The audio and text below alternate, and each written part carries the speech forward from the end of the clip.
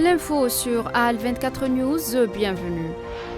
L'Union africaine a adopté ce dimanche lors de son 39e sommet à Addis Abeba la déclaration d'Alger sur les crimes coloniaux en Afrique qui consacre la journée du 30 novembre, journée africaine d'hommage aux martyrs africains et victimes de la traite transatlantique, de la colonisation et de l'apartheid, exprimant sa considération au président de la République algérienne, Abdelmajid Tebboune, pour cette initiative.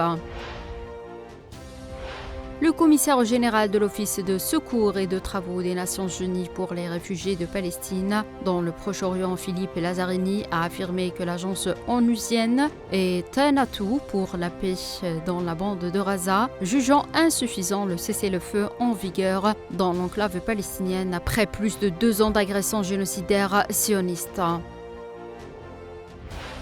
Le président chinois Xi Jinping a adressé un message de félicitations à l'Union africaine à l'occasion de la tenue de son 39e sommet à Addis Abeba, annonçant un traitement à zéro droit de douane à tous les pays africains avec lesquels son pays entretient des relations diplomatiques. L'Iran est prêt à un compromis concernant son stock d'uranium hautement enrichi en échange d'une levée des sanctions américaines, a déclaré le vice-ministre iranien des Affaires étrangères Majid Tarht-Ravanchi dans une interview à la BBC publiée ce dimanche.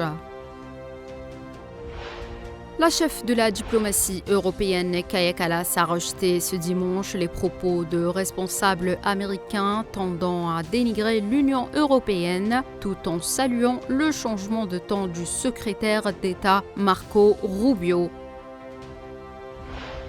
Le ministre des Affaires étrangères chinois Wang Yi a appelé son homologue canadienne à faire redémarrer la coopération entre leurs 2 pays lors d'une rencontre samedi en marge de la conférence de Munich sur la sécurité. Le gouvernement australien a annoncé ce dimanche débloquer l'investissement initial pour la construction d'un nouveau chantier de sous-marins à propulsion nucléaire dans le cadre de l'alliance AUKUS. C'est la fin de ce point de l'actualité internationale. Merci de l'avoir suivi.